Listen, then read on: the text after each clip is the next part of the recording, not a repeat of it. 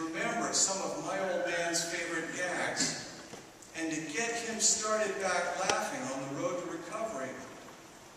I figure, what could it hurt?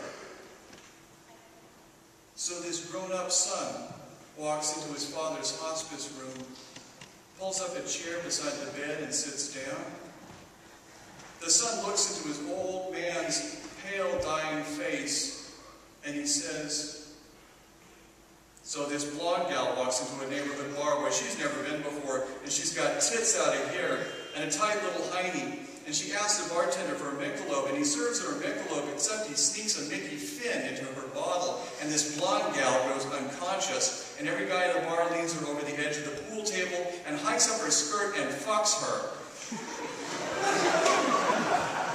And at closing time, they slap her awake, and they all tell her that she's got to leave. And every few days, this gal with the tits and the ass walks in and asks for a Michelob and gets a Mickey Finn and gets fucked by the crowd until one day she walks in and she asks the bartender, can he maybe give her a Budweiser instead?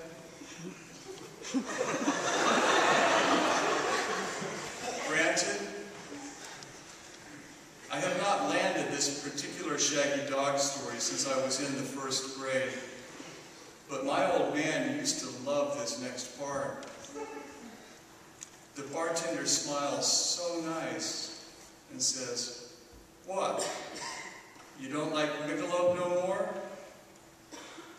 And this real looker, she leans over the bar all confidential and she whispers, just between you and me, she whispers, Michelob makes my pussy hurt.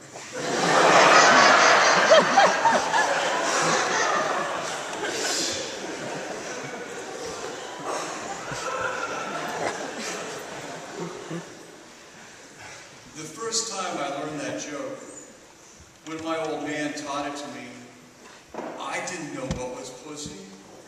I didn't know Mickey Finn. I didn't know what folks meant when they talked about fucking. But I knew that all this kind of talk made my old man laugh.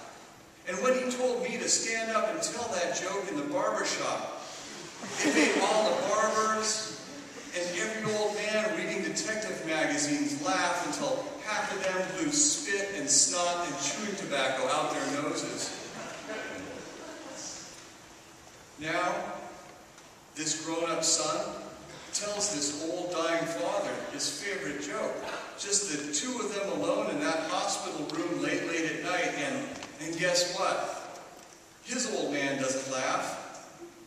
So the son tries another old favorite. He tells a joke about the traveling salesman who gets a phone call from some farmer's daughter he met on the road a couple months before. And she says, remember me? We had some laughs and I was a good sport.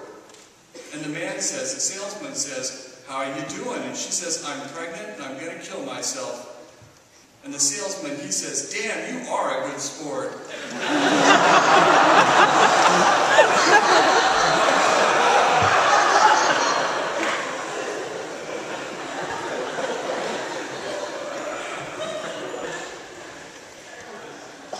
At 7 years old, when I was 7 years old, I could really put that joke over. But tonight the old man's still not laughing.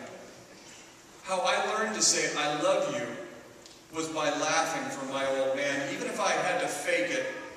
And that's all I want in return. All I want from him is a laugh, just one laugh. And he's not coming across with even a giggle, not a snicker, not even a groan. And worse than not laughing, the old man squints his eyes shut tight and opens them brimming with tears, and one fat tear floods out the bottom of each eye and washes down each cheek. The old man's gasping, his big toothless mouth like he's screaming or panting but can't do neither, crying big tears down the wrinkles of both his cheeks, just soaking his pillow. So this kid, who's nobody's little kid, not anymore, but who all he knows to do is tell these stupid jokes, he reaches into his pants pocket and he takes out a fake plastic carnation flower that just for laughs sprays water all over the old crybaby's face. The kid tells about the Polak who's carrying a rifle through the woods when he comes across a naked gal laying back on a bed of soft green moss with her legs spread, and this gal is a real looker. And she looks at the Polak and his gun and she says, "What are you doing?" And the Polak says, "I'm hunting for game." And this real looker, she gives him a big wink and she says, "I'm game." So, pow! The Polak shoots her. It used to be that this joke constituted a gold-plated, bona fide, surefire laugh riot. But the old man just keeps dying. He's still boo-hooing and not even making an effort to laugh. And no matter what, the old man has got to meet me halfway. I can't save him if he doesn't want to live. I ask him, "What do you get when you cross a faggot with a kite?" I ask him, "What's the difference between dog shit and a nigger?" And he's still not getting any better. I'm thinking maybe the cancer's got into his ears. With the morphine and what all, it could be that he just can't hear me. So just to test, can he hear me? I lean into his old crybaby face and I ask him, "How do you get a nun pregnant?" Then more loud, maybe too loud for this being a mackerel snapper hospital, I yell, "You fuck her!"